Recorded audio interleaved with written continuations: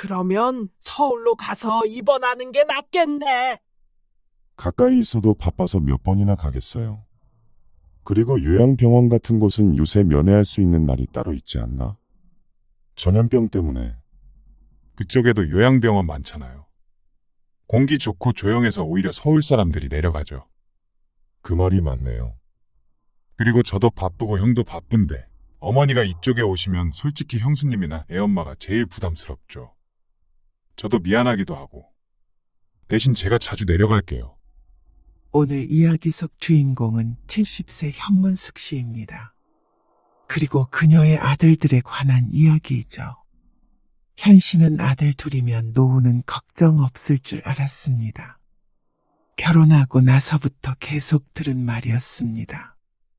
부모 부양하고 제사 지내줄 아들이 있어야 된다. 아들 없으면 말년에 비참하다. 그래서 아들을 둘이나 낳은 현 씨는 어깨에 힘 좀 주며 살았죠.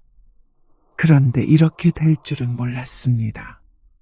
부모를 부양하기는커녕 요양병원조차 근처로 가지 못하게 하는 아들과 며느리. 홀로 된 어머니란 아들에게도 며느리에게도 부담스러운 존재인 듯 했습니다.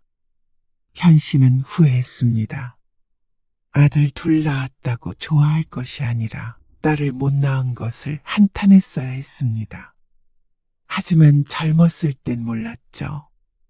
자식에게 부양받을 나이가 되어서야 알게 되었습니다. 아들이 둘이라도 홀로 쓸쓸히 늙어갈 수도 있다는 사실을 말이죠. 그래서 현 씨는 뒤늦게마나 정신을 차렸습니다. 아들에게 기대지 않고 살아갈 수 있는 방법을 고심했습니다. 이미 내 자식이 아니라 며느리의 가족이 되어버린 아들 없이 살면 그만이었습니다. 현 씨의 시어머니는 대단히 무서운 분이었습니다. 젊은 시절에는 눈만 마주쳐도 오금이 저릴 정도였습니다. 시집온 첫날을 기억하고 있습니다. 못마땅하다는 듯이 쳐다보던 눈빛. 비실비실해서 아들을 못 낳을 것 같다며 혀를 차던 시어머니. 그리고 그 옆에는 큰동서가 고개를 숙이고 앉아 있었습니다. 우리 집안 대가 끊기게 생겼어. 여기는 딸만 둘이야. 아들 하나 없는 게 말이 되나. 새아가는 꼭 아들 낳아야 해. 시어머니의 말에 큰동서는 더욱 죄인이 된 듯한 표정이었습니다. 현 씨는 이상했습니다.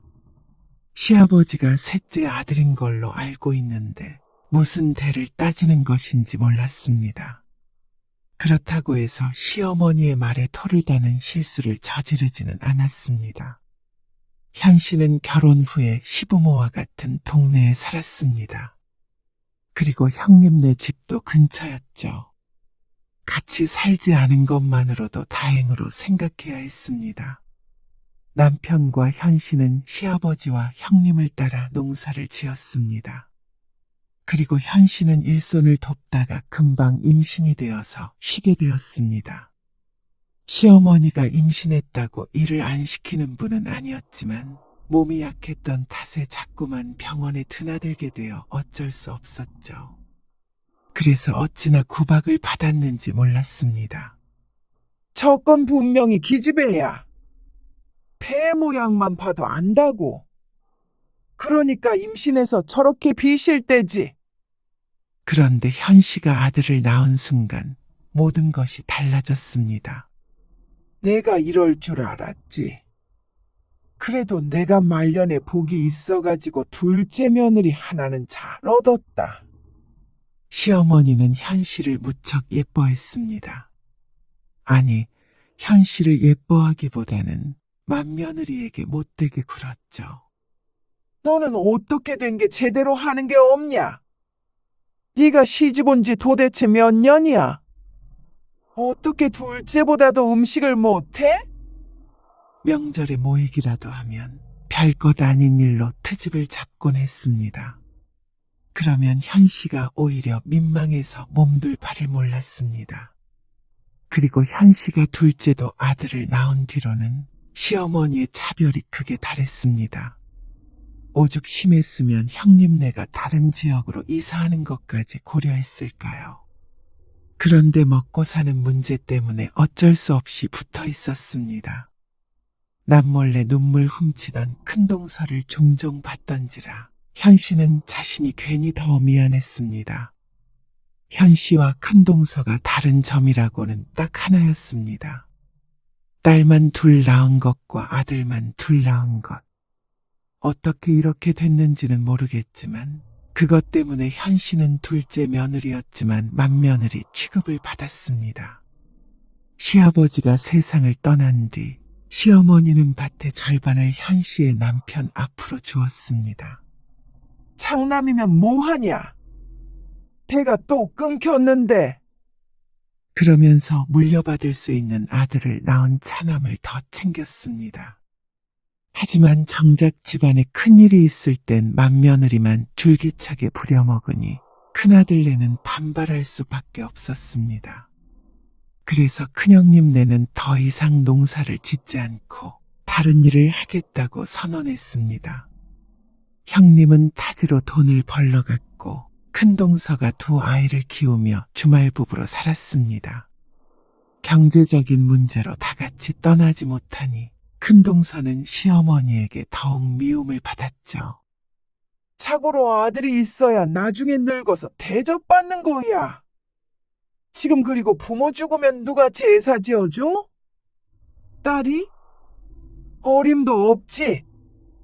그렇지만 현실하고 마냥 마음이 편한 것은 아니었습니다. 20, 30대 어린 나이에 맏며느리 노릇을 한다는 게 쉽지가 않았습니다. 진짜 맏며느리가 따로 있는 상황에서 말이죠. 아들을 낳았다는 이유만으로 시댁에서 거는 기대가 컸기에 부담스럽기도 했습니다. 큰며느리보다는 현씨를 예뻐하긴 했지만 시어머니는 늘 어려운 분이었습니다. 붙어있는 시간이 괴로웠습니다. 이러나 저러나 시집살이를 안 할 수는 없었죠. 저 미련한 것이 내가 솥단지 그렇게 두지 말라고 했지. 아들 하나 못 낳은 게 말도 못 살아먹고 남의 집 장남 데려다가 대를 끊어놨으면 뭐 하나 잘하는 게 있어야 할 거 아니야. 하지만 시집살이라도 다 같은 시집살이는 아니었죠.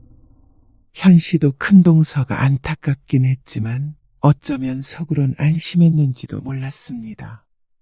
딸 둘이 아니라 아들 둘 낳은 게 얼마나 다행이었는지. 그래서 현씨는 의식적으로라도 늘 큰동서를 챙기려고 노력했습니다. 동정심에 말이죠. 그것이 얼마나 오만하고 어리석은 생각이었는지 점차 나이가 들며 알게 되었습니다. 세월이 흘러 현씨의 두 아들과 큰동선의 두 딸들은 모두 서울로 대학을 갔습니다.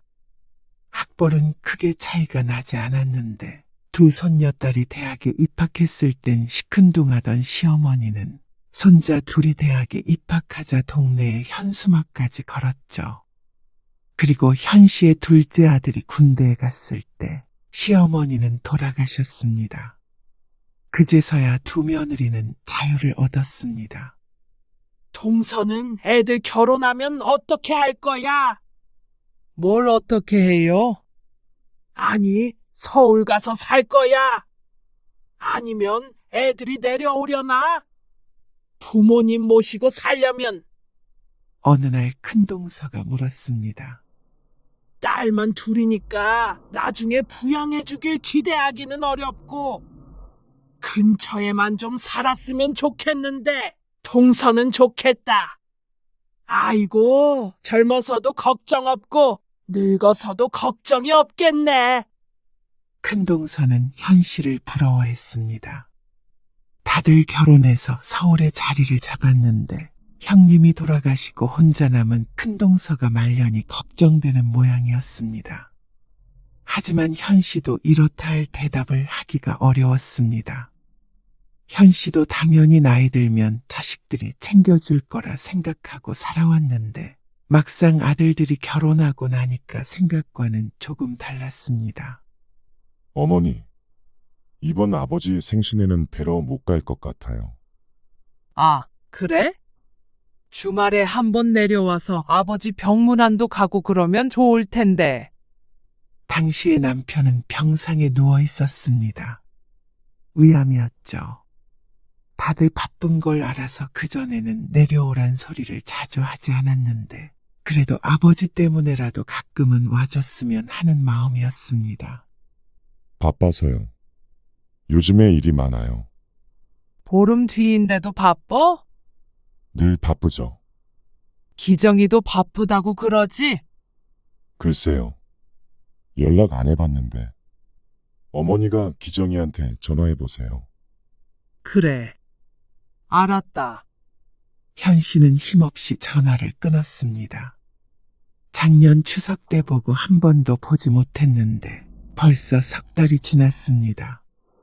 그 말은 아들들이 아버지의 병문안을 온 것도 그 정도가 되어간다는 소리였습니다. 당장 이번 주나 다음 주에 오라는 것도 아니고 아직 시간이 많이 남았는데도 무조건 바쁘다고 하는 큰아들이 야속했습니다. 기정아, 어머니. 제가 조금 있다가 전화 드릴게요.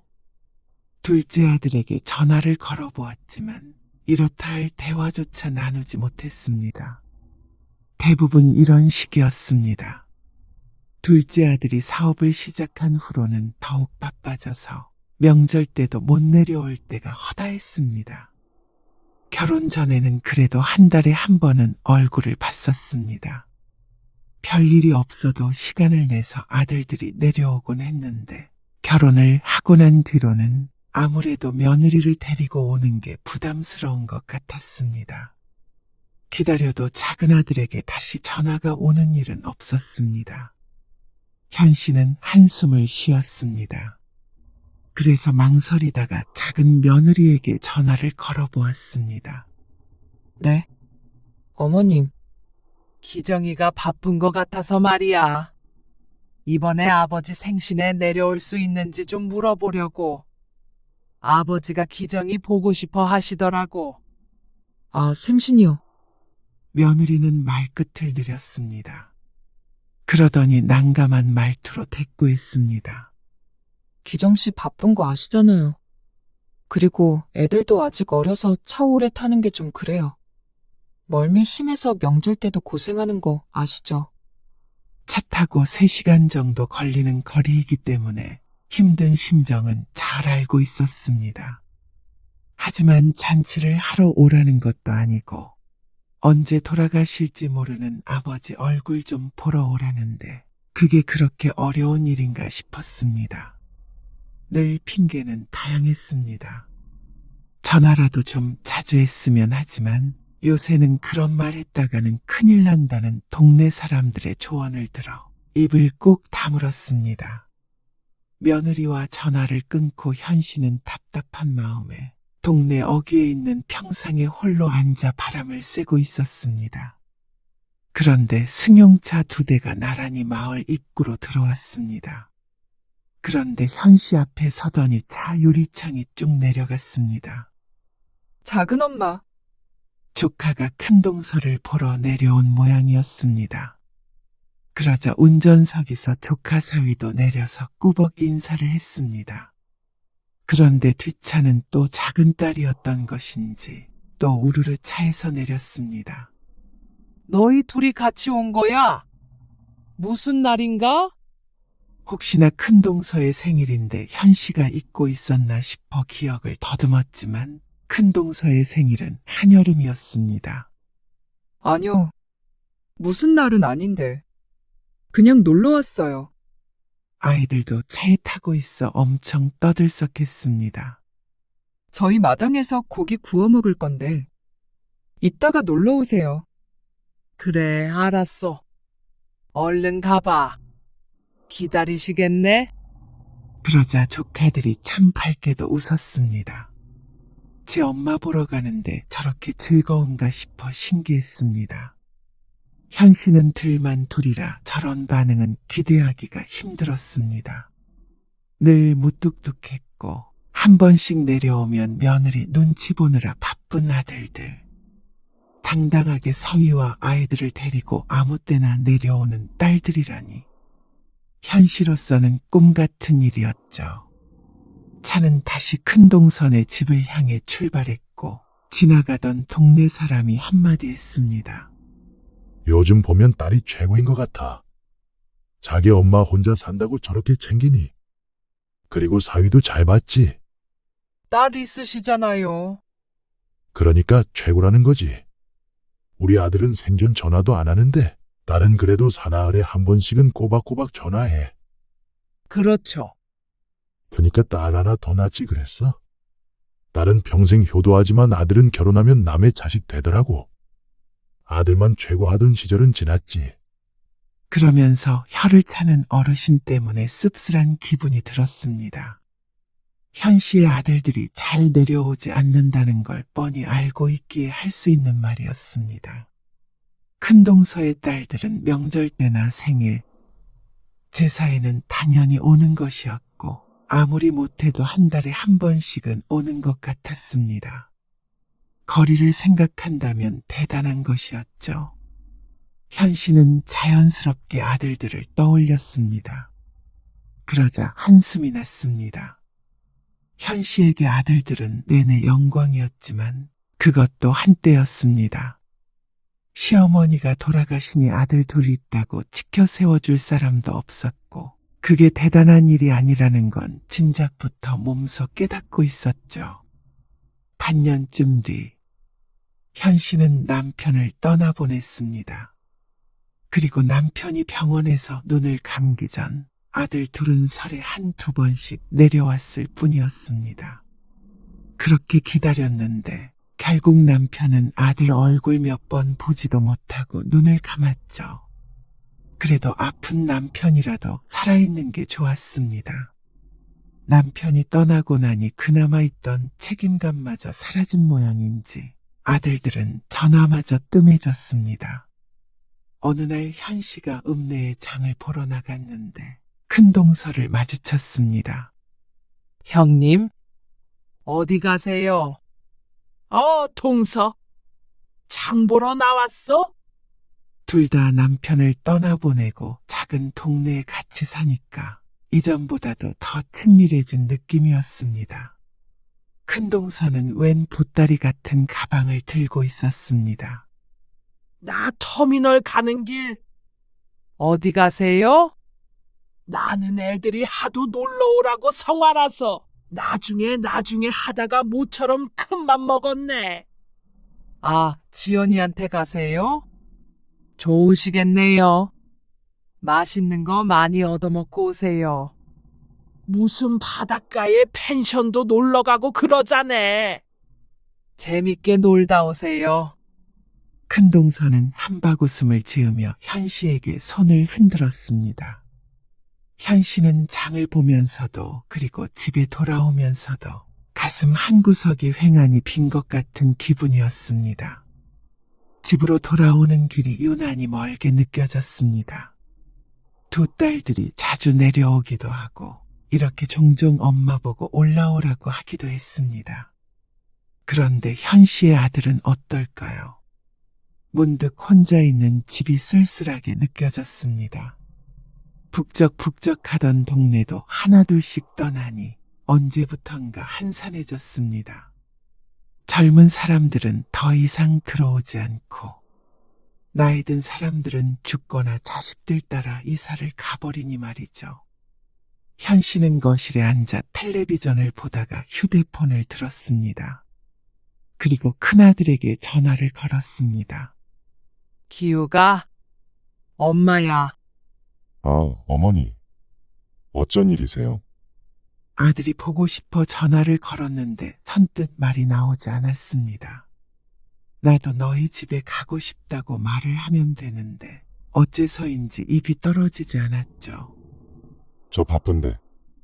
용건 없으세요? 그러자 아들이 짜증스러운 기색을 보이며 다그쳤습니다. 오늘 큰엄마 서울 올라가더라. 그래요? 아들의 반응은 시큰둥했습니다. 생각해보니까 나도 서울에 가본 지 엄청 오래됐더라고. 엄마도 언제 한번 놀러 갈까? 그러자 아들이 잠시 대답이 없었습니다. 그제서야 현 씨가 어떤 용건으로 전화를 건지 눈치를 챈 것 같았습니다. 아들이 조용하자 현 씨는 말을 잘못 꺼냈구나 싶었습니다. 아니, 애들도 보고 싶고, 그냥 해본 소리야. 명절에 내려가잖아요. 그때 보면 되죠. 그 말은 서울에 오지 말라는 소리였습니다. 외로워서 그러세요. 외롭지 않다고 하면 거짓말이었습니다. 현 씨는 쓸쓸했습니다. 자식이 둘인데 없다고 해도 믿을 정도로 얼굴 보는 일이 뜸하니까 당연했습니다. 너무 멀리 살아서 그런 것 같았죠. 어머니, 애엄마 예민해서 집에서 주무시고 가시면 제대로 잠도 못 자요. 일해야 하는데 괜한 스트레스 주고 싶지 않아요. 저도 출근해야 하고요. 기정이한테 한번 전화해 보세요. 큰아들은 또다시 동생에게 순서를 넘겼습니다. 그런데 둘째 아들에게도 전화를 하나만 하였습니다. 결과는 비슷할 테니 말이죠. 현 씨는 결국 휴대폰을 멀찍이 내려두었습니다. 올릴 일도 별로 없는 휴대폰, 사실 없어도 될 것 같았습니다. 명절에 보자던 큰아들은 명절이 나흘 앞으로 다가왔는데도 연락이 없었습니다. 언제 오겠다는 말도 하지 않았고 작은 아들도 서로 짠 듯 똑같았죠. 그러다가 명절 연휴가 시작되기 바로 하루 전 큰며느리에게서 전화가 왔습니다. 어머님, 어쩌죠? 이번 명절에는 못 뵐 것 같아요. 제가 내일 오후에 잠깐 회사에 다녀와야 하거든요. 그래서 내려가면 너무 늦을 것 같아서. 차라리 명절 끝나고 좀 한가할 때 주말에 한번 갈게요. 명절에도 안 오는 아들네가 평소에 올 리는 없었습니다. 알았다. 못 오면 어쩔 수 없지. 현 씨는 힘없이 전화를 끊었습니다. 작은 아들에게서는 전화조차 없는 것이 마찬가지로 못 온다고 할 것 같았습니다. 반면에 큰동서는 벌써 며칠 전부터 서울로 올라갔습니다. 미리 와서 오래 머물다 가라고 큰딸이 불렀다고 했습니다. 큰딸네서 일주일, 작은 딸네서 일주일 있다가 온다는 말에 속으로만 부러워했죠. 그런데 다음날 둘째 아들에게서 전화가 왔습니다. 그래, 못 오지? 현 씨가 먼저 묻자 아들이 대답했습니다. 형도 못 간다고 했다면서요. 그러면 차라리 어머니가 올라오실래요? 지난번에 서울에 오고 싶다고 하셨다면서요. 그 말에 현 씨의 눈이 크게 뜨였습니다. 늘 바쁘다고만 하던 작은 아들이 웬일인가 싶었죠. 지난번에도 못 내려갔는데 이번에도 좀 바빠서. 근데 어머니가 올라오시면 집에 계시면 되니까요. 애들도 집에 있을 거고. 형도 서울에선 하루 정도는 시간 낼 수 있겠죠. 그래, 내가 올라갈게. 현 씨는 얼른 대답했습니다. 혹여나 아들의 마음이 변할까봐 망설이지도 않았죠. 어머님, 오셨어요. 현 씨가 작은 아들네 집에 도착하자 며느리가 문을 열어주었습니다. 아들네 집에 온 것은 몇 년 만인지 몰랐습니다. 아들이 결혼한 지 10년 정도 되었는데 한두 번 와본 것이 전부였죠.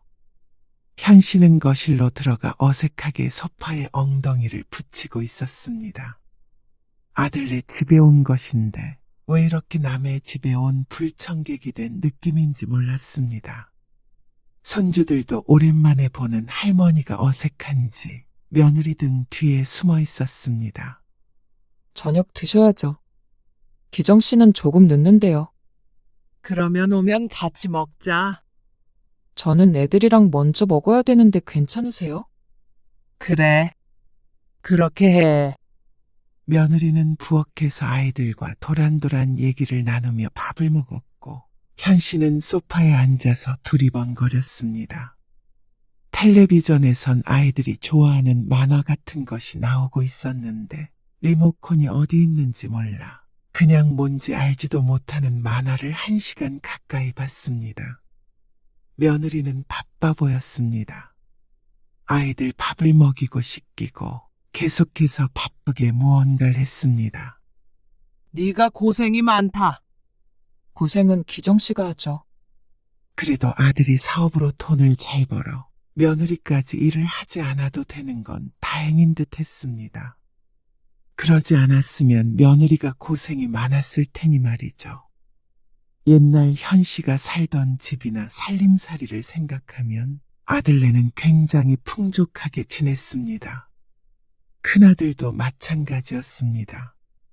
부모는 시골에서 농사 지으면서 살아 큰 부자는 못 되었는데 그래도 자식 농사는 잘 지었는지 다들 잘 돼서 다행이었죠.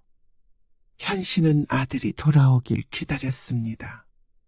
딱히 할 일은 없었고 말을 거는 사람도 없었지만 그래도 입가엔 미소가 번졌습니다. 그러다 아들이 퇴근해서 집에 왔습니다. 아이고, 기정이 왔어? 현 씨가 벌떡 일어나 아들에게 반갑게 인사를 했습니다. 그러자 아들이 넥타이를 끌으며 무심히 대꾸했습니다. 오셨어요.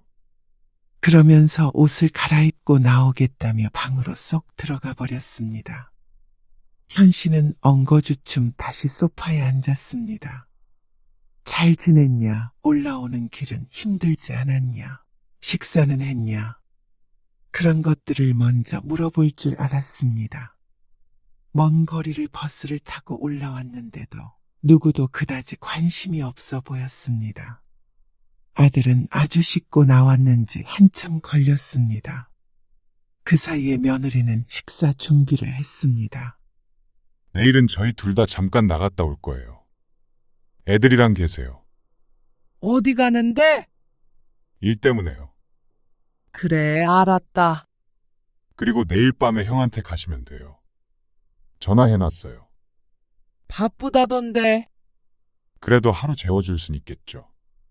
그러고는 며느리와 아들이 아이들에 대해서 대화를 나누었습니다. 현 씨는 손주들 소식은 잘 알지 못해서 대화에 끼지 못하고 고개만 끄덕이며 듣기만 했습니다. 어쩐지 이방인이 된 것 같았습니다. 큰동서도 이런 기분을 느끼는 것일까 잠시 떠올렸습니다. 하지만 이내 고개를 저었습니다. 그랬다면 그렇게 기쁜 얼굴로 가지 않았을 것 같았습니다. 조카들도 제 엄마 챙기기로는 아주 유명했고 말이죠. 현 씨는 밥을 먹으며 씁쓸하게 웃었습니다. 괜히 온 것만 같았습니다.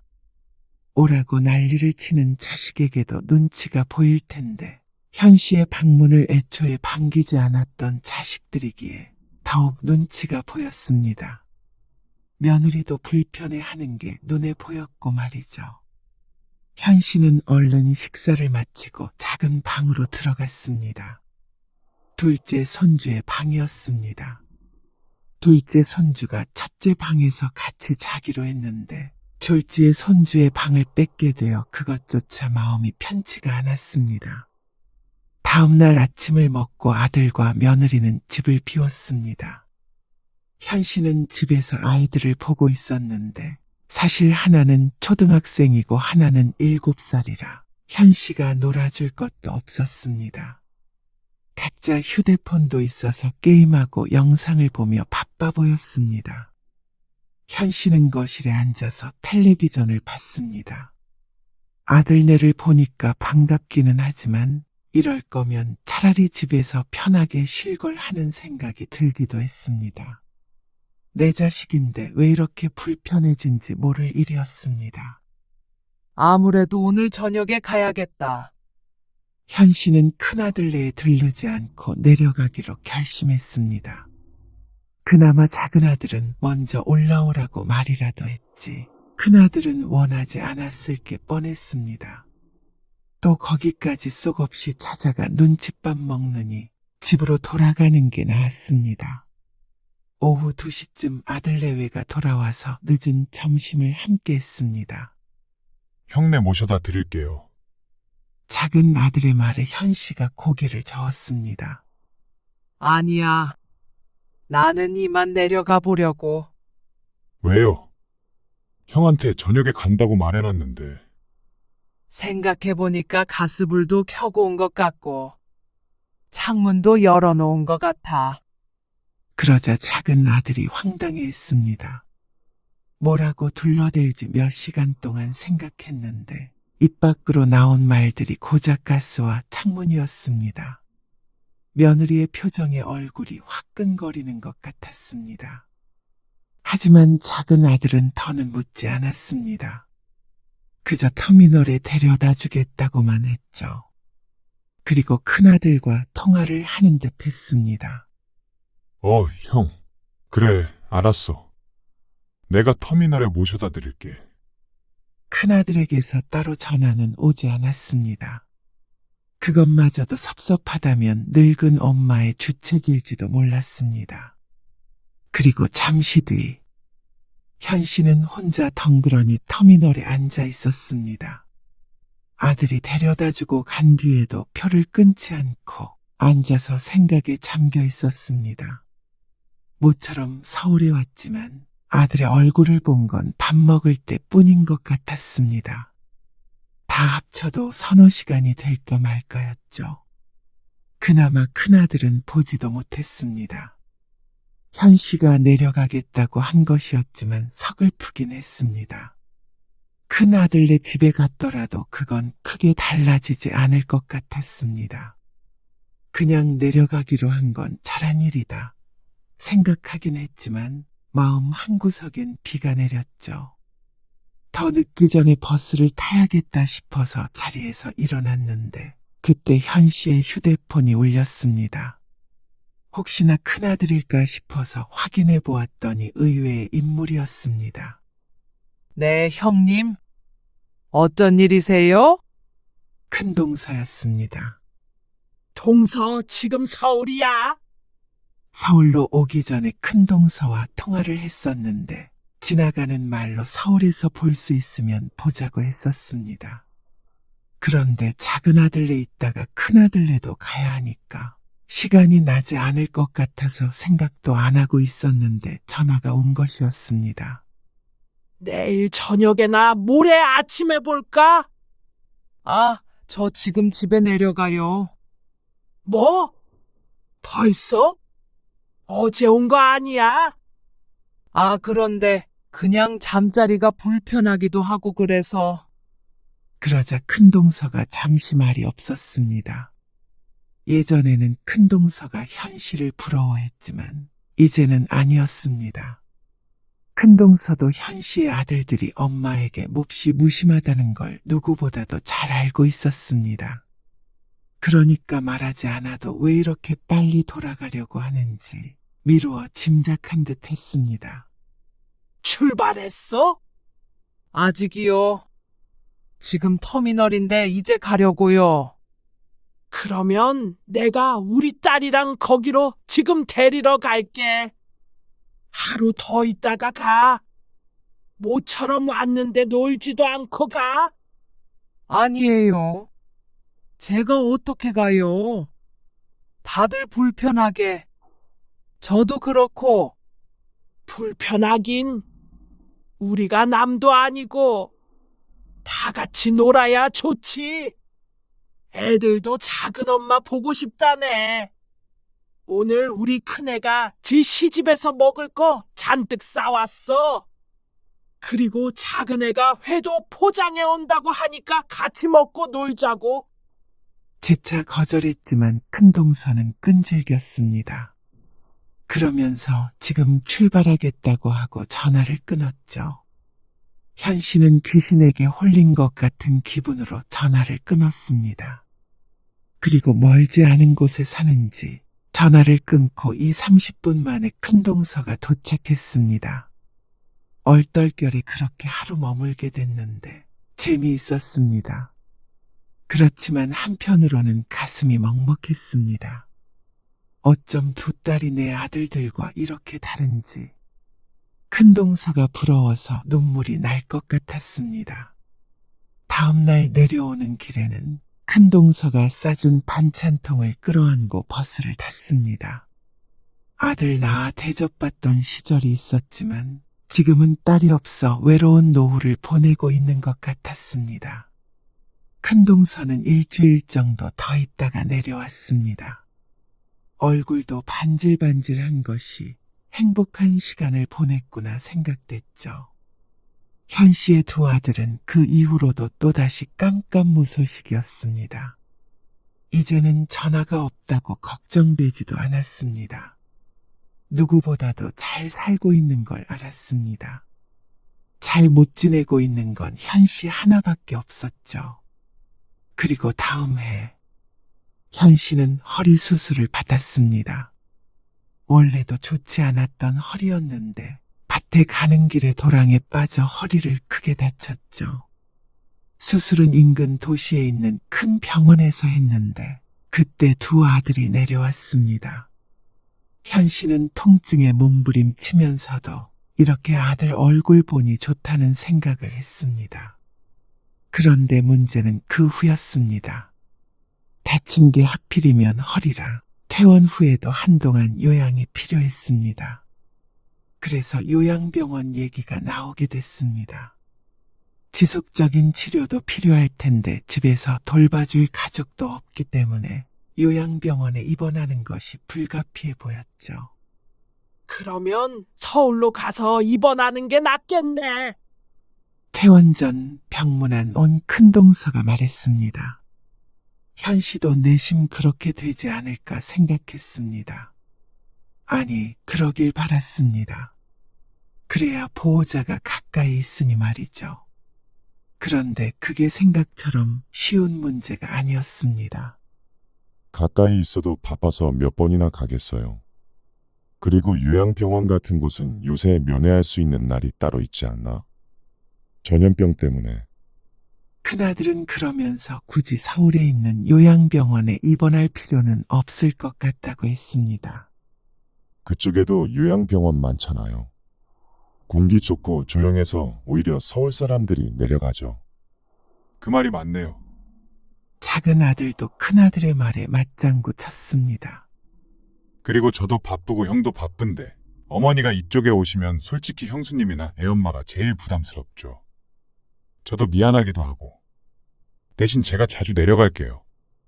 큰 수술을 한 엄마보다 자신들 바쁜 것이 먼저고 배우자가 먼저인 듯 했습니다. 현 씨는 가슴이 답답했습니다. 아무리 먹고 살기 바쁘고 결혼하면 남이라지만 이건 너무한 것 같았습니다. 쌓였던 서운함이 곧 넘칠 듯 목구멍 근처에서 넘실거렸습니다. 너희 그러면 안 되는 거야. 모시고 가서 돌보지는 못할 망정. 오히려 큰동서가 현 씨의 아들들을 나무랐습니다. 너희 엄마가 너희를 어떻게 키웠는데? 현 씨는 분명히 알 것 같았습니다. 만약 큰동서가 아프다면 두 딸들이 당연히 데리고 가겠죠. 현 씨는 결국 집에서 30분 거리에 있는 요양병원에 입원하게 됐습니다. 당연한 말이겠지만 자주 온다던 아들은 약속을 어겼습니다. 아니, 애초에 지킬 거라고 생각도 안 했습니다. 현 씨도 바보가 아닌 이상 자식들에게 자신은 우선순위에 없다는 걸 인정해야 했죠. 현 씨는 요양병원에 3개월 정도 입원해서 재활치료를 받았습니다. 나이가 있어 회복이 느리니 남들보다 더뎠습니다. 그리고 퇴원한 지 한 달이 채 안 됐을 때 큰동서가 찾아왔습니다. 동서, 나 이사가. 현 씨는 눈을 크게 떴습니다.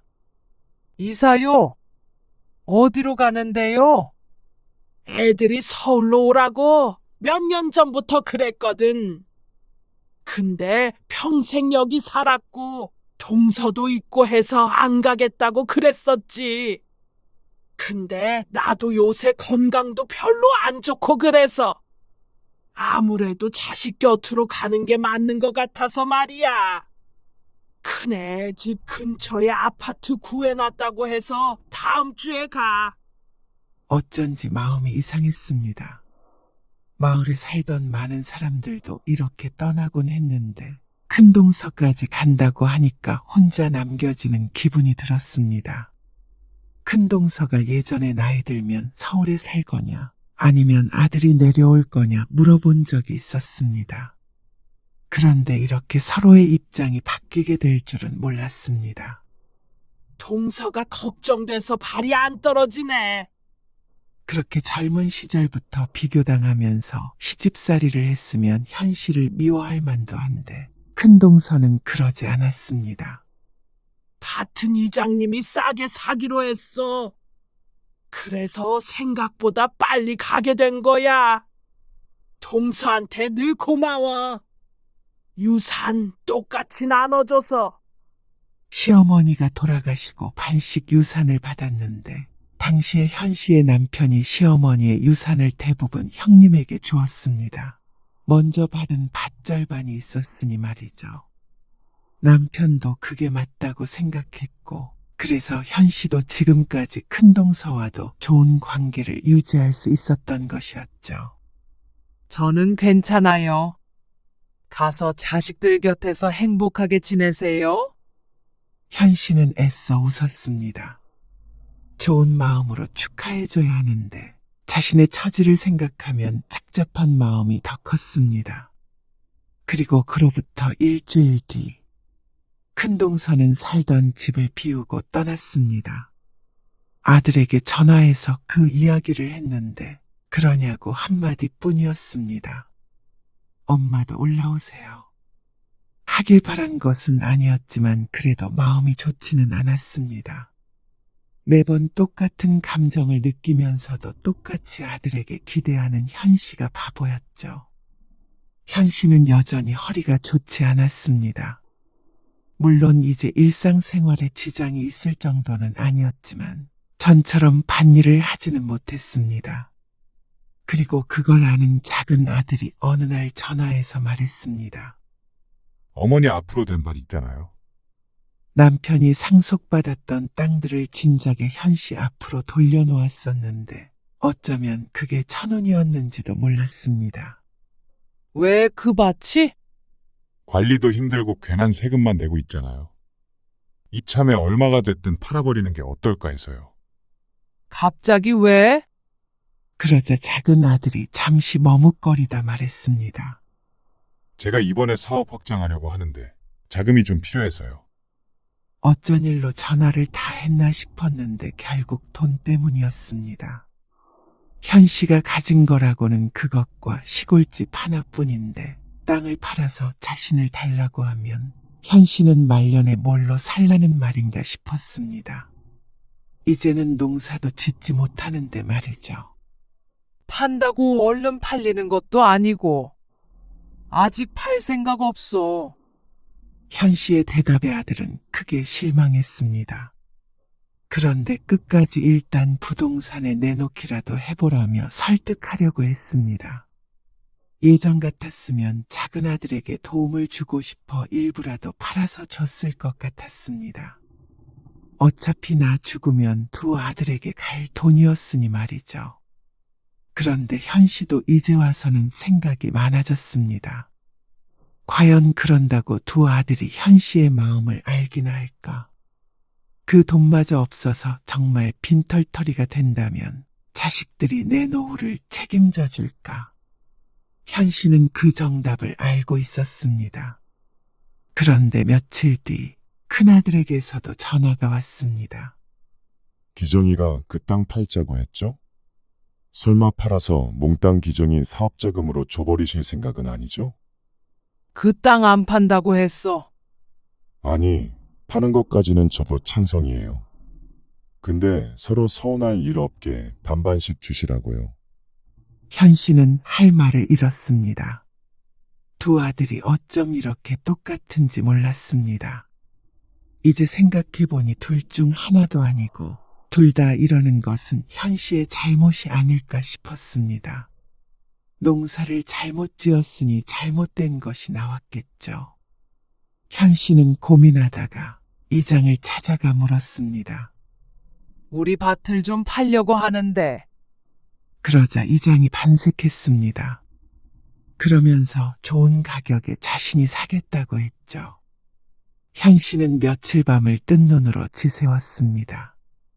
그리고 얼마 뒤에 밭을 전부 처분해버렸습니다. 생각보다 큰 금액이었습니다. 현 씨는 전액을 자신의 통장에 나눠서 넣었습니다. 생활비와 병원비 등을 구분하기 위함이었습니다. 아들들에게는 연락하지 않았습니다. 그런데 보름쯤 지나자 작은 아들이 전화를 다시 해왔습니다.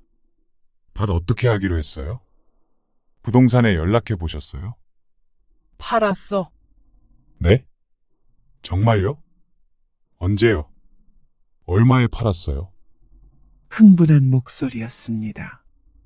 현 씨는 담담하게 대답했습니다. 노후에 쓸 만큼은 받았어. 노후에요? 작은 아들은 잘못 들었다는 듯이 되물었습니다.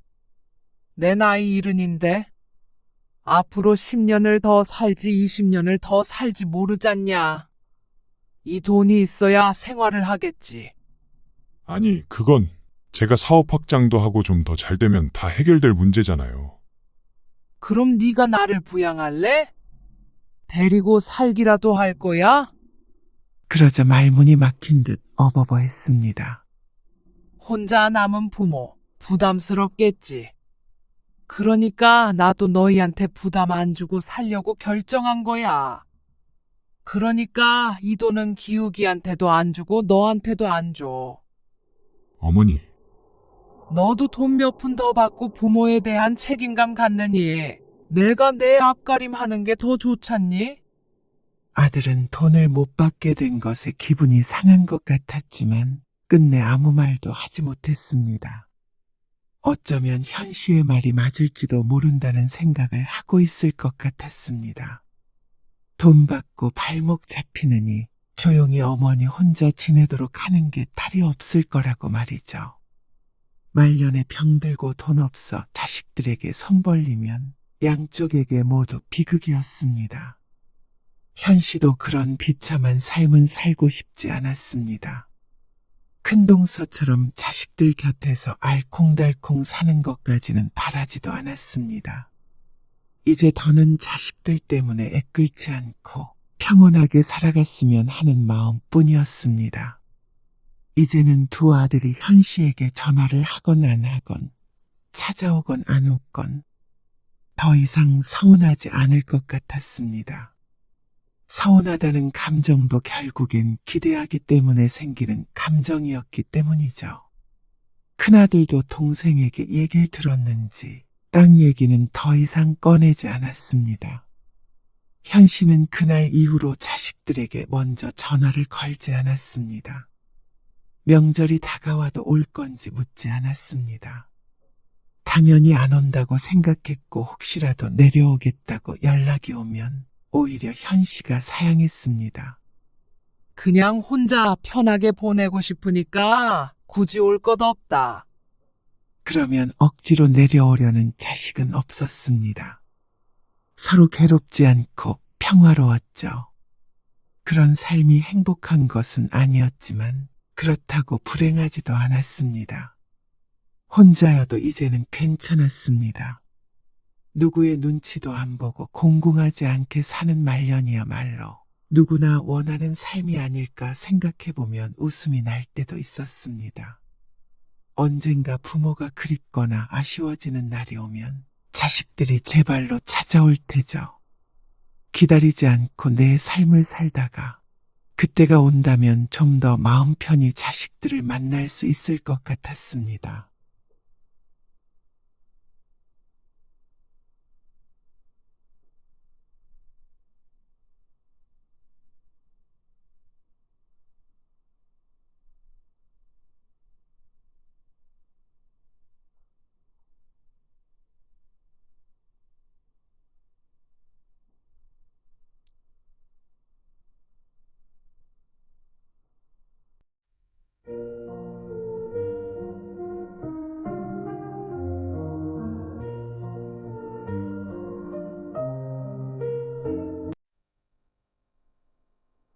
넌 평생 그렇게 살 거야?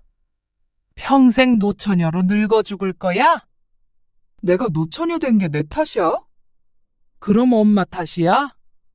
언제까지 엄마 탓만 하고 살 거야? 내 인생 누가 망쳤는데? 엄마가 다 망쳤잖아. 엄마 탓 좀 그만해라. 지금이라도 정신 차리고 살아. 엄마 죽으면 너 무슨 돈으로 살래? 일 안 해? 어디라도 써주는 데 있으면 들어가라고. 나는 그냥 이렇게 살 거야. 엄마 피 빨아먹고 살다가 나중에 엄마 죽으면 유산 받으면 돼. 이 집에서 살고 통장에 있는 돈 쓰면서 살면 되잖아. 오늘 이야기 속 주인공은 69세 양영심 씨입니다. 그리고 그녀의 딸에 관한 이야기이죠. 양 씨는 딸만 생각하면 한숨부터 나왔습니다. 아니, 숨이 막혀서 주먹으로 가슴에 멍이 들 때까지 쳐도 부족했습니다. 그렇게 잘났던 내 딸이 뭐가 부족해서 시집도 못 가고 부모 집에 얹혀 사나 싶으니 밥을 먹어도 먹은 것 같지 않고 인생이 재미가 하나도 없었습니다. 이 나이쯤 되면 손주 봐주면서 한가롭게 살 줄 알았는데 아직도 딸을 키우고 살 줄은 꿈에도 몰랐습니다. 그것도 나이 40이 넘은 노처녀 딸을 말이죠. 그러면서 자신이 노처녀가 된 것은 모두 양 씨의 탓이라고 했습니다. 그렇게 많은 기회가 있었는데 본인이 걷어차버렸으면서 모든 불행은 엄마 탓으로 돌렸습니다. 그러고는 평생을 이렇게 부모에게 빌부터 피 빨아먹으며 살겠다는 딸. 별다른 일 안 하고 살다가 양 씨가 죽으면 유산으로 살겠다는 딸. 그 말만 떠오르면 가슴에 한이 맺혔습니다. 내 배로 낳은 자식이지만 꼴도 보기 싫었습니다. 내가 끼고 사는 게 결코 딸을 위한 길이 아닌 것 같았습니다. 늦었지만 지금이라도 결단을 내려야 했죠. 양 씨는 딸이 하나 있었습니다. 지금 생각해보면 딸 하나만 낳은 게 너무도 후회됐습니다. 아들 하나 더 낳자던 남편의 말을 들었더라면 밤만 서글펐을까요?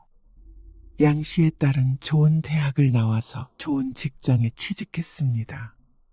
양 씨 부부의 아낌없는 지원을 받으며 컸으니 어쩌면 당연한 수순이었습니다. 남편은 딸이 취직한 지 얼마 안 돼서 세상을 떠났습니다.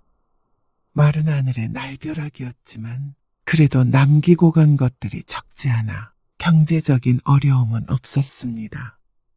딸 하나만 시집 보내면 해야 할 일은 끝이 나니까 혼자서 어떻게든 살아갈 수 있을 것이었습니다. 물론 잘난 딸 덕도 보면 좋았고 말이죠. 하지만 모든 것은 10여 년 전에 어그러졌습니다. 아니, 어쩌면 그보다 더 전부터 말이죠. 엄마, 내 남자친구 한번 안 만나볼래? 남자친구? 전에 말했던 그 애? 맞아. 이동원. 같은 학교를 다니던 친구와 만나고 있다는 이야기는 몇 번 듣긴 했었습니다. 만난 지 몇 년 됐다던가요.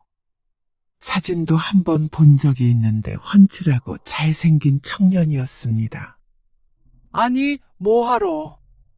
엄마 바빠. 그래도 주말에 한 번 보면 좋지 않아? 안 궁금해? 결혼할 것도 아닌데 봐서 뭐해? 혹시 모르지 뭐. 뭐? 네 나이가 몇인데? 당시 딸의 나이가 26이었는지 7이었는지 양 씨는 가볍게 대답하고 말았습니다. 하고 싶은 말을 다 했다가는 괜히 반발심이 생길까 봐서였죠. 만나보지 않은 이유는 간단했습니다. 그 남자애가 그다지 마음에 들지 않았습니다. 같은 학교를 나왔어도 군대에 다녀와 졸업 후에 아직 취업을 못했다고 들은 것 같았습니다. 그러니까 아직은 소개받는 것은 이르다고 생각했습니다. 헤어진다면 무의미한 시간이 될 테니까 말이죠. 그런데 딸은 그 이후로도 오랫동안 그 청년을 만났습니다. 그래서 양 씨와도 몇 번 자리를 마련하려고 노력했습니다. 하지만 시간이 지나면 지날수록 그 청년에 대해서 알게 되면 알게 될수록 양 씨의 마음의 문은 오히려 꽉 닫혔습니다. 그러다가 딸이 31살일 때 10년 정도 전이었죠. 엄마, 나 동원이랑 결혼하고 싶어. 그 말에 양 씨는 심장이 철렁했습니다. 30이 넘어도 아무 말 없길래 결혼까지는 안 가려나 생각했습니다. 결혼을 해도 진작에 하지 않았을까 싶어서 애써 묻지 않고 잠자코 있었습니다. 그런데 기어이 결혼을 할 모양이었습니다. 양 씨가 대답을 하지 않고 있자 딸이 다시 한번 말했습니다. 엄마, 나 결혼한다니까. 동원이 한번 만나봐요. 그땐 이미 딸도 알고 있었습니다. 양 씨가 자신의 남자친구를 안 좋아한다는 사실을 말이죠. 그래서 최근 2, 3년은 소개시켜주겠단 말도 없었습니다. 그 애랑은 연애만 해. 연애만. 엄마, 나도 이제 결혼할 나이인데 무슨 연애만 해. 그리고 연애는 실컷 했어. 우리 7년 만났어요. 머리가 아팠습니다. 오래 만난다고 다 결혼하는 줄 아니? 연애랑 결혼은 다른 거야. 미정아, 엄마가 봤을 때 걔는 아니야. 양 씨의 말에 딸의 표정이 어두워졌습니다. 엄마는 동원이 만나본 적도 없는데 아닌지 맞는지 어떻게 알아? 왜 몰라? 너보다 인생을 훨씬 더 살았는데 얘기만 들어도 알아. 엄마, 미정아, 엄마 말 들어. 네가 너무 아까워. 내 딸이라서 하는 소리가 아니라. 엄마, 내가 뭐가 더 아까운데. 동원이도 충분히 잘났어. 남들은 양 씨의 괜한 욕심이라고 생각할지도 몰랐습니다. 딸과 같은 좋은 대학에 나왔고 직장에도 다니는데 뭐가 문제인가 싶을 수도 있었죠. 그런데 양 씨도 이유 없이 반대하는 건 아니었습니다. 그래, 엄마. 많이 아프다며. 그러자 딸이 입을 다물었습니다. 어디가 많이 안 좋아서 일도 못하고 집에서 요양을 하고 있다는 소리를 들었습니다. 그런데 그냥 단순히 팔다리가 아픈 게 아니라 평생 치료가 필요한 병이라고 했습니다. 그리고 그거 하나면 또 고민이라도 해보겠는데 아버지에게도 문제가 있었습니다. 아빠는 무슨 일 하신다고 그랬어? 건설일. 그게 말이 건설 일이지. 노가다 아니니? 왜 말을 그렇게 해? 엄마가 틀린 말 한 거 아니잖아. 그리고 위로 누나만 둘이라며. 그게 왜 문제가 되는데요? 그러니까 네가 아직 어리고 아무것도 모른다는 거야. 그러면 그 가족들 부양을 누가 해야 되겠어? 당연히 아들인 그 애지. 조건이 조금만 더 평범하기라도 했다면 양 씨도 이렇게까지 반대하지는 않았습니다. 세상에 어떤 부모가 내 딸이 사랑하는 사람과 결혼하겠다는데 무턱대고 반대할까요? 오히려 기뻐해주고 축하해주고 싶었습니다. 하지만 지난 몇 년간 아무리 생각해도 결론은 하나였습니다. 이렇게 어영부영 결혼시키면 반드시 불행할 날이 올 것 같았습니다. 그렇다고 걔가 뭐 의사나 변호사라도 돼? 가족들 부양할 능력이 되면 나도 뭐라고 안 해. 근데 얼마 되지도 않는 월급 받아서 그 가족들 다 어떻게 건사할 거야? 아버님도 일하고 계시고 누나들도 다 직장 다녀. 너보다 적게 버는 남자 만나서 결혼하면 잘 살 수 있을 것 같아? 엄마, 돈이 무슨 상관이야. 상관이 왜 없어? 너 정도면 충분히 더 좋은 사람 만날 수 있을 텐데 엄마 속을 왜 뒤집어놔? 지난해에도 아는 지인이 약사를 소개해주겠다고 했었습니다. 당연히 딸은 거절했지만 이 정도 외모에 이 정도 학벌에 이 정도 직장이면 훨씬 좋은 혼처가 세 곳했습니다. 그러니까 부모로서는 안타까울 수밖에 없었습니다.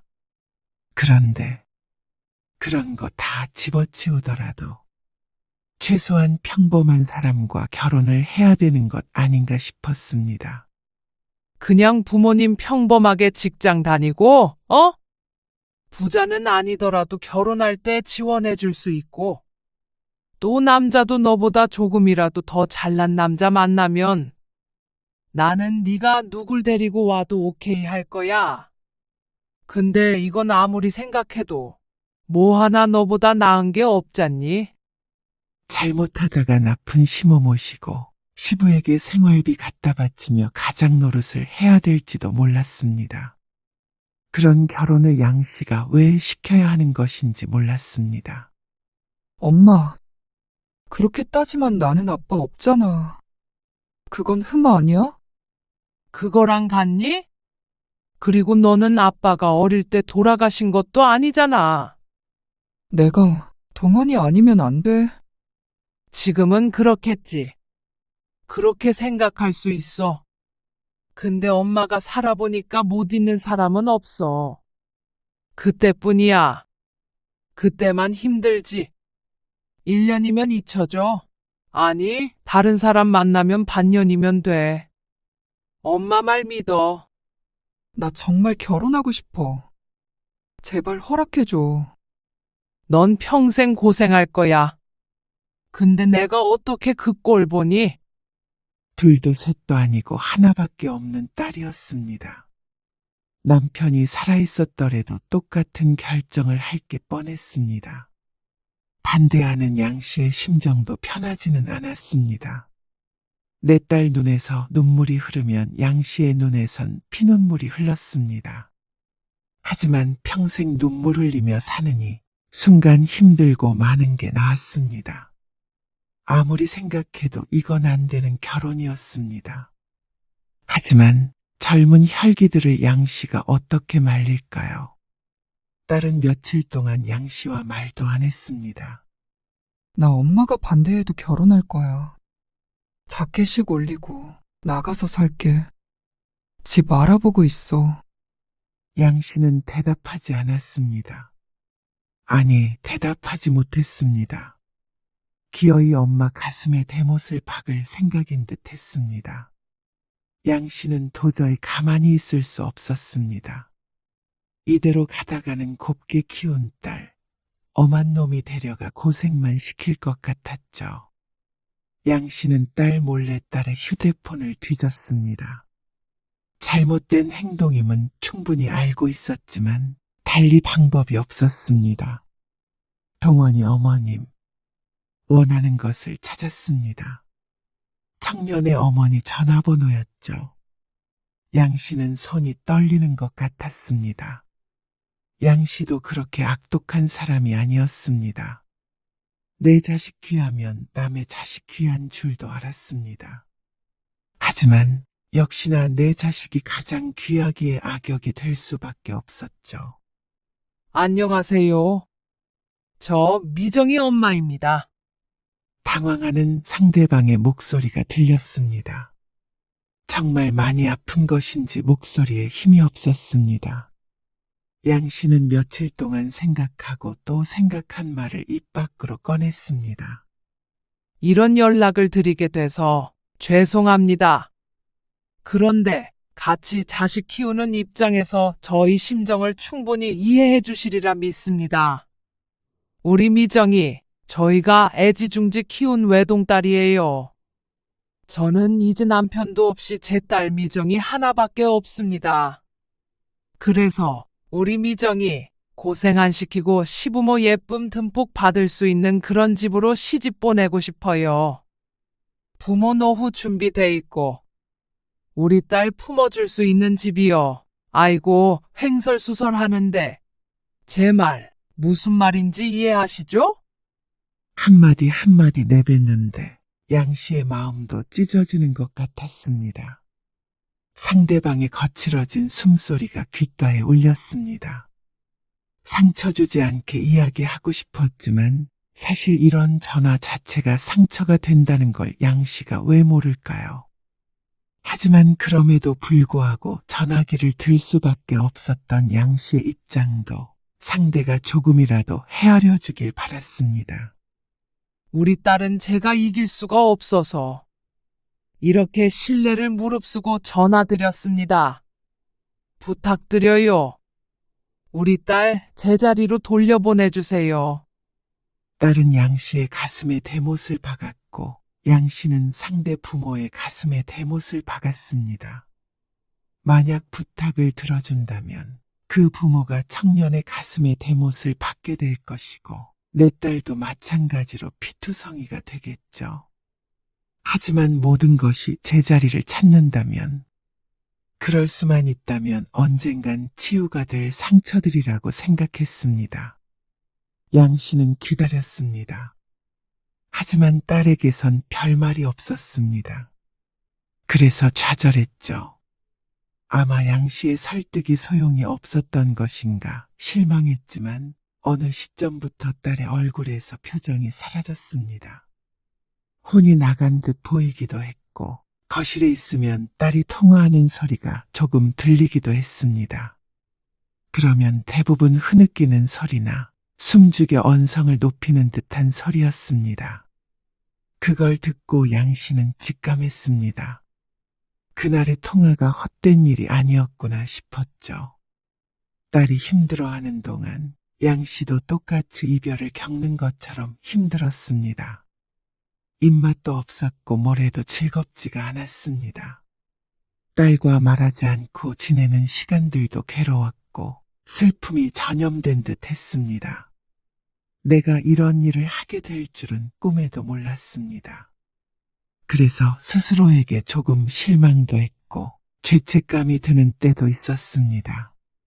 그런데 만약 내가 그 아들 엄마였다면 당연히 죽이고 싶을 만큼 미울 것 같은데 내 딸이 그런 결혼한다고 하면 나라도 그렇게 했을 것 같아. 솔직히 말하자면 누군가는 그렇게 위로했고 또 누군가는 남 눈에서 눈물 나게 하면 내 눈에선 피눈물 나는 거라며 나무라기도 했습니다. 하지만 그것도 남의 일이니까 그렇게 말할 수 있는 것이라고 생각했습니다. 엄마, 나 여행 좀 다녀올게. 오랜 침묵을 깨고 어느 날 딸이 부은 눈으로 양 씨에게 말했습니다. 양 씨는 반가워서 울 것 같았습니다. 그래.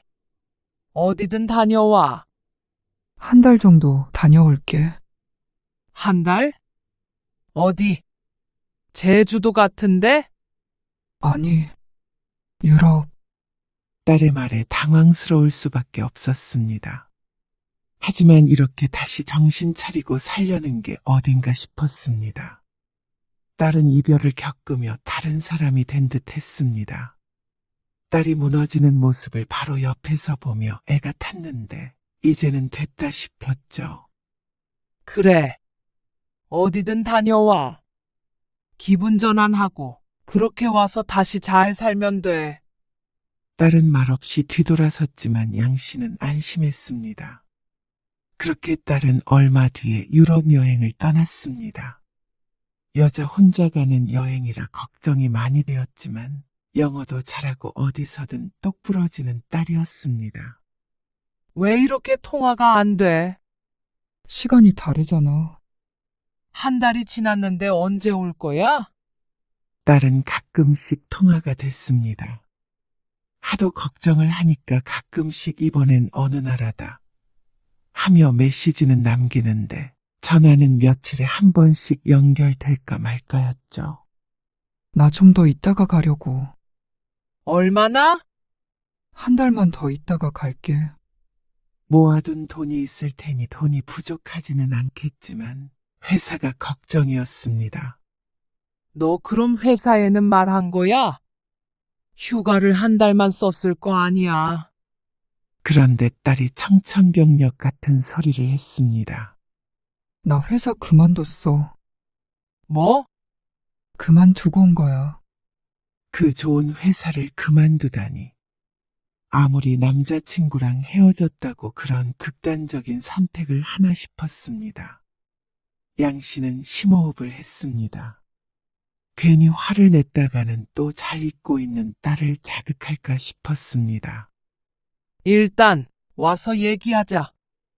그리고 딸은 한 달이 더 지나서 한국에 돌아왔습니다.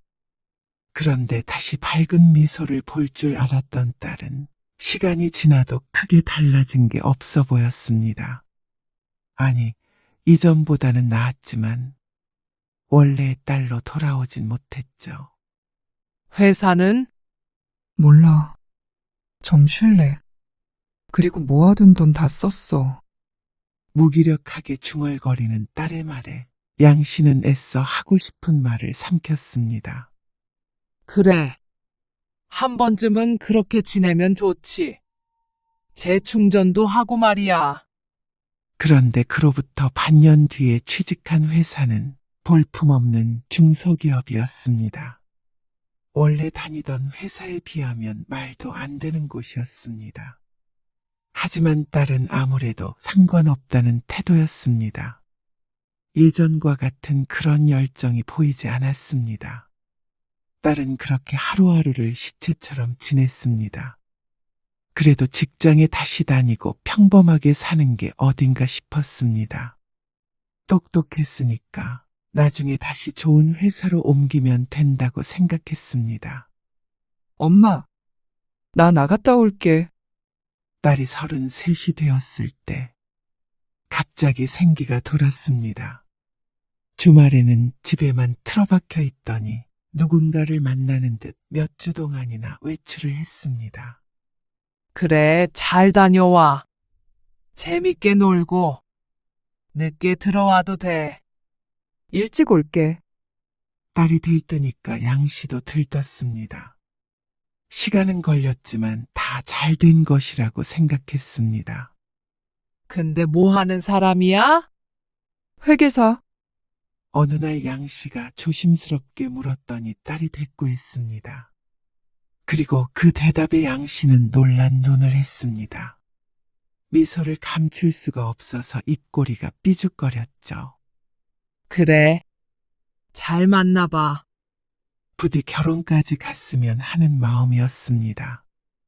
나이가 찼으니까 당연히 결혼을 전제로 만나고 있겠지만 말이죠. 그런데 채 반년이 되지 않아서 딸은 이별했습니다. 나 헤어졌어. 뭐? 왜? 잘 만나고 있는 거 아니었어? 지난번에 엄마도 만났다며? 그래서 양 씨도 마음의 준비를 하고 있었습니다. 그쪽을 만난다면 다음은 양 씨의 차례였으니 말이죠. 하지만 딸의 말에 양 씨는 머리를 망치로 맞은 것 같았습니다. 아빠는 돌아가셨다니까 표정부터 바뀌시던데? 뭐라고? 그리고 이내 화가 났습니다. 아니, 아빠 없이 큰 것도 아닌데 그게 무슨 문제야? 나도 모르지.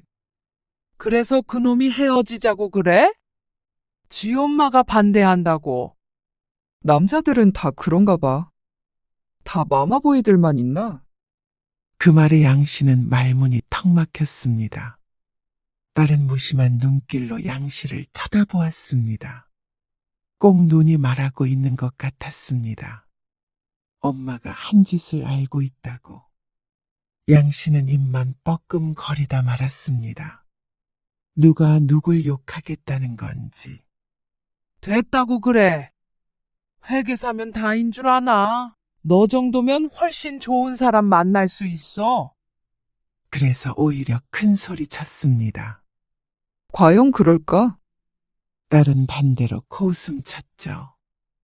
이후에도 몇 번의 연애가 있었던 것 같지만 짧게 반짝하다가 늘 금세 끝났습니다. 그러다가 언제부턴가 연애 얘기도 사라지고 딸은 점점 더 생기를 잃어갔습니다. 그러던 어느 날이었습니다. 나 회사 때려치웠어. 뭐? 회사를? 왜? 무슨 일 있었어? 그냥 사람들이 다 싫다. 왜 그러는데? 나 내버려둬. 30 중반이 넘었는데 때늦은 사춘기가 왔는지 딸은 무척 까칠해졌습니다. 밝고 살가운 성격이 장점이었는데 말이죠. 그러다 보니 양 씨도 딸의 눈치를 보게 되었습니다. 엄마, 나 돈 좀 보내줘. 그리고 언제가부터 양 씨에게 돈을 타서 쓰기 시작했습니다. 직장을 그만뒀으니까 벌이가 없는 건 알겠는데 그래도 그동안 모아둔 돈이 그 정도로 없나 싶었습니다. 처음엔 몇 번 생각 없이 보내주다가 이건 아니다 싶었습니다. 너 언제까지 직장도 안 다니고 살려고 그래? 이제 뭐라도 해봐야지. 요즘 취직이 쉬운 줄 알아? 날카로운 목소리의 양 씨는 더 잔소리를 하지 않았습니다. 그렇게 어려운데 왜 직장을 그만둔 거냐며 호통을 치고 싶었지만 참았습니다. 그리고 그런 생활이 1년 정도 지속됐을 때 양 씨도 참지 못하고 화를 냈습니다. 너 정말 그렇게 살래? 내가 뭘? 그렇게 아무것도 안 하고 한량처럼 살라고 그 고생해가면서 너 공부시킨 줄 알아? 왜 인생을 스스로 망치려고 해? 그러자 딸이 물끄러미 양 씨를 쳐다보다가 말했습니다. 내 인생을 내가 망친다고. 엄마가 아니라? 양 씨는 충격에 아무 말도 할 수가 없었습니다. 냉소하며 하는 말에는 가시가 있었습니다. 내 인생 이제 내가 알아서 살 테니까 참견하지 마. 그럴 거면 생활비를 달라고 하질 말던가. 이제 나이 들어가진 돈으로만 생활해야 했습니다. 젊은 딸이 쓰는 돈까지 대려면 생각했던 생활비보다도 훨씬 많이 들었습니다. 딸 결혼할 때 주려고 따로 둔 돈이 있지만 그건 전셋집이라도 얻을 때 보태기 위해서 건들지 않은 것이었습니다. 양 씨는 더 이상 이렇게 지낼 수는 없다는 생각에 큰 맘을 먹고 딸의 선자리를 마련하게 되었습니다. 38이면 아무리 요즘 시대에도 늦은 편이라고 생각했습니다. 그래서인지 연결을 해주려는 사람이 없었습니다. 직장이라도 번듯하면 모를까 내세울 것이라고는 학벌밖에 없었습니다.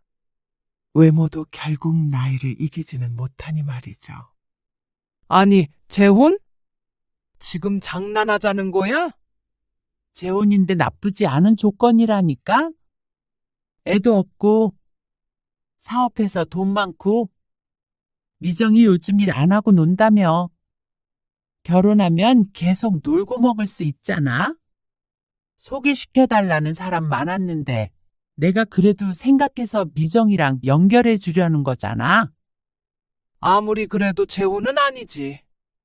우리 미정이를 어디 그런 데다 갖다 대? 에이, 솔직히 38이면 이제 초혼이랑 결혼하기는 좀 힘들지. 한 40 후반 정도 되면 모를까? 그런데 또 그 정도 나이 많은데 초혼이면 남자가 영 이상할 때가 많어. 그러니까 차라리 재혼이 낫지. 어쩐지 설득력 있게 느껴지는 말이었지만 차마 내 딸을 이혼남에게 보낼 수는 없었습니다. 머릿속이 복잡했습니다. 양 씨는 며칠 동안 고민하다가 결국 거절했습니다. 딸에게 묻지 않았습니다. 그랬다가는 상처를 받지 않을까 싶었습니다. 그러던 찰나에 예전에 알고 지내던 사람에게서 괜찮은 사람을 소개받을 수 있었습니다. 45살인데 회사원이래. 일하느라 바빠서 결혼을 못했다네. 사진 봤는데 생긴 것도 멀끔하고 괜찮은 것 같아. 사람이 성실해 보여. 양 씨가 사진을 내밀며 딸에게 말했습니다. 하지만 딸은 전혀 관심이 없어 보였습니다. 그냥 아저씨 같은데. 아저씨라니. 요즘 누가 45살을 아저씨라고 해? 딸하고는 7살 차이였지만 그 정도는 크게 차이가 난다고 할 수도 없었습니다. 조건이 무진장 좋거나 그런 것은 아니었지만 나쁘지 않았습니다. 부모님도 평범하게 회사 다니다가 퇴직한 집이라고 했고, 노후 준비는 되어 있어서 문제될 것이 없다고 했습니다. 이 정도면 나쁘지 않았습니다. 좀 더 돈 많은 이혼남보다는 훨씬 괜찮았습니다. 나 선 안 봐. 왜 안 봐? 결혼 안 한다니까. 글쎄 결혼을 왜 안 해? 청춘이 아깝지도 않아? 왜 그러고 사는 거야? 내가 알아서 산다니까. 제발 엄마 부탁이야. 그냥 밥 한 끼 먹는다고 생각해. 마지막으로 이렇게 부탁할게. 양 씨는 딸을 억지로 선자리에 내보냈습니다. 가기 싫다던 딸은 마지못해 고개를 끄덕였죠. 양 씨는 시계를 자꾸만 보게 되었습니다. 지금쯤이면 같이 식사하고 있겠지. 지금쯤이면 차를 마실까? 아니면 요새 젊은 사람들을 술을 마시나? 그러고 있을 때쯤에 중매를 선 지인에게서 전화가 왔습니다. 정말 너무한 거 아니야? 어떻게 나를 이렇게 망신시킬 수가 있어? 무슨 소리야, 그게? 미정이, 선자리 나가서 그게 할 소리야? 결혼할 사람이 있었네, 어쨌네. 그 사람 멋있었다고. 그리고 앞으로 빌붙어서 일도 안 하고 살 거래. 그럼 남자가 무슨 생각을 하겠어? 그럴 리가. 딸내미 오면 물어봐. 그리고 다시는 이런 자리 만들어 달라고 하지 마. 얼마나 어렵게 주선한 건데? 딸내미가 그 나이까지 결혼 못한 이유가 있다. 기분 나쁜 소리를 들었지만 화조차 낼 수가 없었습니다. 그리고 조금 있다가 딸이 집에 돌아왔습니다. 일은 귀가였습니다. 너? 도대체 왜 그런 짓을 해? 왜 엄마 망신을 시켜? 진실을 말했을 뿐이야. 진실? 그게 그 자리에서 할 말이니? 그럼 거짓말하고 결혼해? 어차피 들통날 텐데? 양 씨는 울분을 참지 못했습니다. 넌 평생 그렇게 살 거야? 평생 노처녀로 늙어 죽을 거야? 내가 노처녀 된 게 내 탓이야? 그럼 엄마 탓이야? 언제까지 엄마 탓만 하고 살 거야? 사실이잖아. 엄마가 그때 우리를 갈라놓지만 않았어도 지금쯤 행복하게 살고 있었을 거야. 애도 한둘 낳았을지도 모르지. 양 씨는 가슴이 터질 것 같았습니다. 그 남자와 결혼했으면 더 불행했을 거야. 가난한 시집에서 고생만 했을 거라고. 그건 엄마 생각이잖아. 그 인생 난 살아보지도 못했어. 양 씨는 울음을 참으며 말했습니다. 그래. 엄마가 잘못했어. 그때는 그게 널 위한다고 생각했어. 이렇게 오랫동안 딸이 마음을 못 잡을 줄 알았더라면 그때 다시 한번 생각했을지도 몰랐습니다. 이미 노처녀 됐는데 이제 와서 뭘 어쩌라고. 미안하다는 말은 너무 늦었잖아. 딸은 차갑게 돌아섰습니다. 하지만 양 씨는 억울하기도 했습니다. 그것 때문에 이렇게 스스로 인생을 망치며 사는 것은 말도 안 되는 일이었습니다. 그때 두 사람을 갈라놓았던 것은 자신이지만 그 이후의 삶은 딸의 책임이 있었습니다. 모든 사람들이 이별한다고 다 막 살지 않았습니다. 딸은 모든 화살을 양 씨에게 돌리면서 합리화시키고 있었습니다. 그날의 양 씨의 행동이 100% 잘못된 행동이었다고 하더라도 딸이 한심한 인생을 살고 있다는 건 변하지 않았습니다. 그걸 바꿀 수 있는 건 딸 스스로뿐일 텐데도 바뀔 의지가 없었습니다. 정말 이대로 인생을 망쳐도 좋은 사람 같았습니다. 그것만큼은 너무나 괘씸했습니다. 남자 하나 때문에 이렇게 부모를 무너뜨리는 그런 딸이 미웠습니다. 딸은 또다시 양 씨와 단절되었습니다. 최소한의 필요한 말만 했습니다. 외출은 하지만 어디 가는지 알 수가 없었고 한 달에 쓰는 생활비가 혼자 200만 원이 넘을 때도 있었습니다. 돈은 한 푼 안 벌면서 무슨 돈을 그렇게 쓰고 다니는지 몰랐습니다. 대부분 쓸데없는 걸 산다던가 친구를 만나 흥청망청 쓰는 것 같았죠. 양 씨의 통장 잔고는 점점 빈곤해져 갔습니다. 그렇게 허송세월을 몇 년 보냈더니 딸은 어느새 40이 넘었고 양 씨는 이른을 목전에 두고 있었습니다. 딸이 결혼하는 것도 못 보고 죽을까봐 무서웠습니다. 그런데 양 씨가 그리던 미래는 점점 멀어져만 갔습니다. 이제는 학벌이 좋다는 것은 딸을 설명하는 수식어가 될 수 없었습니다. 누가 보아도 엄마한테 얹혀 사는 한심한 자식이었습니다. 여자 나이 40이면 초등학교 학부형이 되어 있어야 맞는데 42. 딸은 그렇게 혼자인 채로 늙어버렸습니다. 양 씨도 딸을 따라서 점점 희망을 잃어갔습니다. 그러던 어느 날이었습니다. 엄마, 나 1,000만 원만 줘. 뭐? 1,000만 원? 나도 돈 좀 벌어보게. 큰 금액을 달라는 말에도 놀랐고 돈을 벌겠다는 말에도 놀랐습니다. 시간이 흐르며 양 씨도 자포자기한 심정이 되었습니다. 그런데 돈을 벌어보겠다는 말에 작은 희망의 불씨가 피워진 것 같았습니다. 양 씨는 고민이 됐지만 딸에게 1,000만 원을 송금했습니다. 뭘 하는지는 몰라도 뭐라도 했으면 하는 심정이었습니다. 그 돈도 딸이 결혼하면 지원해 주려던 돈이었습니다. 이제는 달리 쓸 데가 있을까 싶었습니다.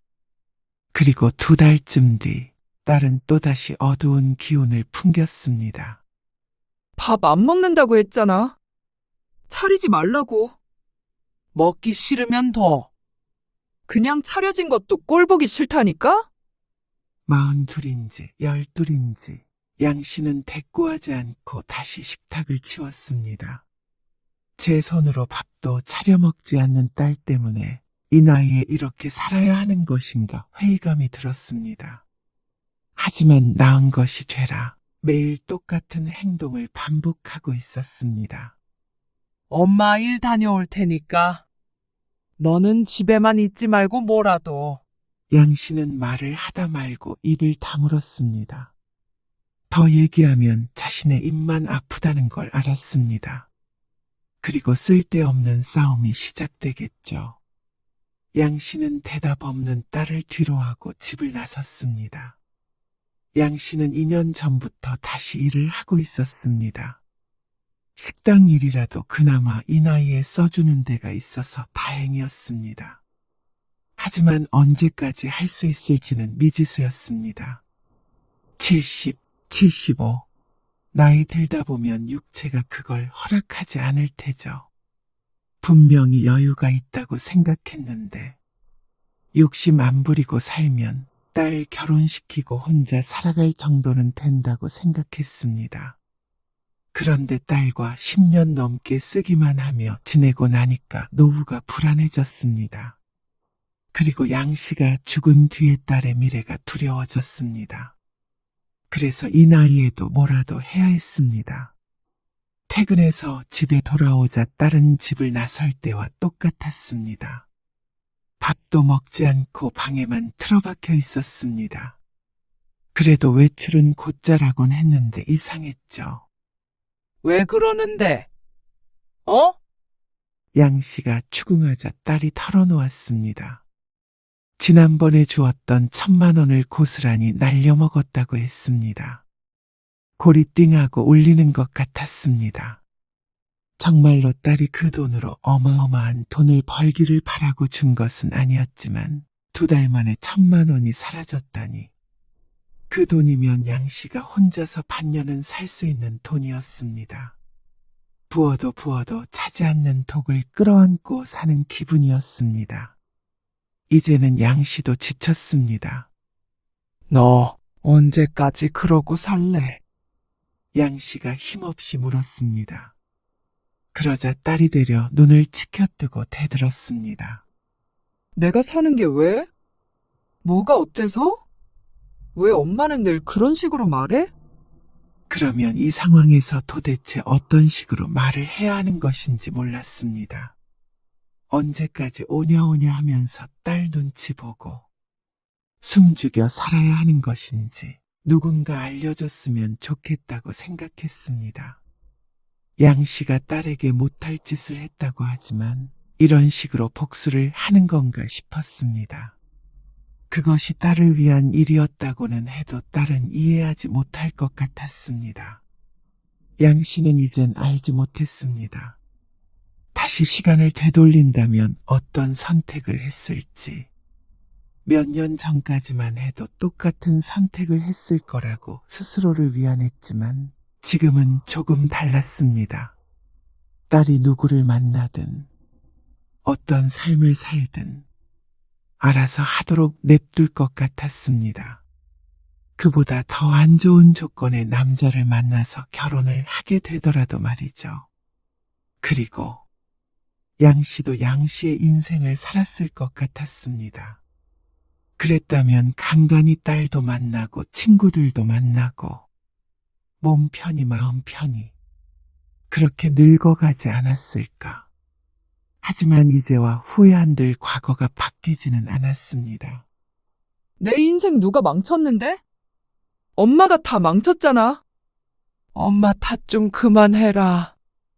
지금이라도 정신 차리고 살아. 엄마 죽으면 너 무슨 돈으로 살래? 일 안 해? 어디라도 써주는 데 있으면 들어가라고. 나는 그냥 이렇게 살 거야. 엄마 피 빨아먹고 살다가 나중에 엄마 죽으면 유산 받으면 돼. 이 집에서 살고 통장에 있는 돈 쓰면서 살면 되잖아. 양 씨는 충격에 할 말을 잃었습니다. 이게 40 넘은 딸 입에서 나올 수 있는 소리인가 싶었습니다. 엄마에 대한 증오심 때문에 스스로를 망쳐버리는 걸 선택한 듯 했습니다. 양 씨의 가슴 속에서 무언가 뚝 끊어지는 소리가 들리는 듯 했습니다. 비틀거리며 방으로 들어가 문을 잠갔습니다. 그날 밤 양 씨는 한숨도 자지 못했습니다. 그래서 새벽녘 양 씨는 결심했습니다. 더 이상은 안 되겠다고. 이대로 가다가는 양 씨가 먼저 죽을 것 같으니 딸과 멀어져야 했습니다. 그게 딸을 위해서도 양 씨를 위해서도 옳은 일이었습니다. 과거를 바꿀 수는 없지만 미래는 바꿀 수 있지 않을까 그렇게 생각했습니다. 다음 날 양 씨는 아침 일찍 일어나 짐을 쌌습니다. 딸의 짐을 말이죠. 여행 가방 2개의 딸의 짐을 담았습니다. 그리고 딸의 방문을 열었습니다. 아직 자고 있었죠. 그래서 옷장을 열어 옷을 넣었고 책상 위에 있던 물건들도 쓸어 담았습니다. 늦게 잠들었는지 일어날 생각을 하지 않는 딸을 흔들어 깨웠습니다. 김미정, 일어나. 뭐야. 일어나서 짐 싸서 나가. 딸이 비몽사몽 일어나더니 잠시 앉아 있었습니다. 무슨 말이야. 어딜 나가. 내 집에서 나가라고. 너 이제부터 나가서 살아. 그러자 그제서야 잠이 깼는지 딸이 눈을 떴습니다. 나는 이제 더 이상 너랑 못 살겠으니까. 이제 우리 각자 인생 알아서 살자. 딸이 주변을 둘러봤습니다. 열려있는 여행 가방에 자신의 짐들이 들어있는 걸 보고 화가 났는지 언성을 높였습니다. 내 물건에 왜 손대? 그리고 어디로 가라는 거야? 내가 갈 데가 어딨어? 그건 네가 알아서 해. 통장에 1,000만 원 넣어줄 테니까. 그걸로 보증금 하던가. 1,000만 원 가지고 어떻게 살라는 거야? 줄 거면 나 결혼 자금 한다고 모았던 돈 다 줘. 그 돈이 아직까지 있니? 너 먹여 살리느라 다 썼고 1,000만 원이 엄마가 너한테 해줄 수 있는 마지막이야. 마음 같아서는 빈털터리로 내쫓아버리고 싶었습니다. 하지만 그놈의 자식이 뭔지 마지막까지도 차마 그렇게는 하지 못하는 스스로가 바보 같았지만 어쩔 수가 없었습니다. 나 못 나가. 나가? 못 나가. 엄마도 그걸 바라던 거 아니었어? 낚이고 사는 거? 뭐? 그래서 나 결혼도 못하게 하고 여태 데리고 산 거 아니냐고. 어? 또 똑같은 이야기였습니다. 10여 년 전에 양 씨가 결혼을 반대했던 문제를 무기 삼아 딸은 양 씨를 공격했습니다. 하지만 이제는 딸이 뭐라고 한들 소용없었습니다. 이기적이라고 할지 모르겠지만 이제는 양 씨도 숨 좀 쉬며 살고 싶었습니다. 양 씨가 딸을 끼고 살았기 때문에 양 씨도 불행했고 딸도 불행했습니다. 그래서 이제 엄마가 너 놓아준다고. 너 알아서 하고 싶은 거 하면서 살아. 내가 무슨 돈으로? 내가 이제 와서 무슨 돈을 어떻게 벌어? 벌어. 나이 먹은 엄마도 버는데 네가 왜 못 벌어? 알아서 해. 일을 하든 국어를 하든. 딸의 표정이 굳어졌습니다. 엄마 나 이렇게 쫓아내고 후회 안 해? 그래. 더 이상은 너랑 같이 못 살겠어. 엄마는 끝까지 이기적이고 자기 마음대로지. 뭐든 맘대로 해야 직성이 풀리지? 내 인생 이리저리 휘두르는 건 예나 지금이나 똑같아. 양 씨는 더 이상 딸이 하는 얘기를 듣지 않았습니다. 딸의 짐을 현관으로 옮기기 시작했습니다. 나머지 짐은 너 방구하면 거기로 보내줄 테니까 우선 나가. 내가 나가라면 못 나갈 줄 알고 그래? 근데 나 나가면 다시는 안 와. 정말로. 그래. 다시는 오지 마. 딸은 잠시 서 있다가 옷을 챙겨 입더니 작은 가방에 짐 몇 개를 더 넣었습니다. 그러고는 신경질적으로 신발을 신었죠. 엄마가 죽도록 미워. 평생 용서 못할 것 같아. 문이 쾅 닫혔습니다. 양 씨는 못 박힌 듯 한참을 그 자리에 서 있다가 주저앉았습니다. 그리고 그제야 울었습니다. 소리 없이, 하지만 처절했습니다. 사흘 후 딸이 방을 구했다고 메시지를 보냈습니다. 짐을 보내라며 주소를 찍어줬습니다.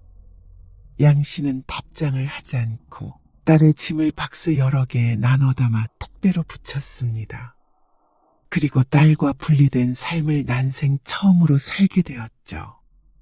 처음엔 어색했습니다. 혼자 먹을 밥을 차리는 것도, 텅 빈 딸의 방을 보는 것도. 하지만 차차 적응이 됐습니다. 딸이 뭐하고 지내는지 하루에 10번 궁금해하다가 5번 궁금해하다가 이내 하루에 1번 정도 떠올리게 되었습니다. 그리고 그때쯤 딸에게서 연락이 왔습니다. 나 편의점 알바해. 이제 속 시원해? 하지만 어투는 그전보다 많이 누그러져 있었습니다. 나도 엄마 얼굴 안 보니까 왠지 숨통이 트인다. 양 씨는 대답하지 않았습니다. 엄마도 그래? 어쩐지 울음이 날 것 같았습니다. 나 잘 지내. 엄마 또 걱정하고 난리칠까봐 전화한 거야. 그래. 잘 지낸다니까 됐다. 끊을게. 전화는 끊어졌습니다. 하지만 가슴 속에 무언가 녹아내리는 것 같았습니다. 40 넘은 딸이 편의점에서 아르바이트를 하고 있다는 말에 보통은 속상해야 하지만 양 씨는 기뻤습니다.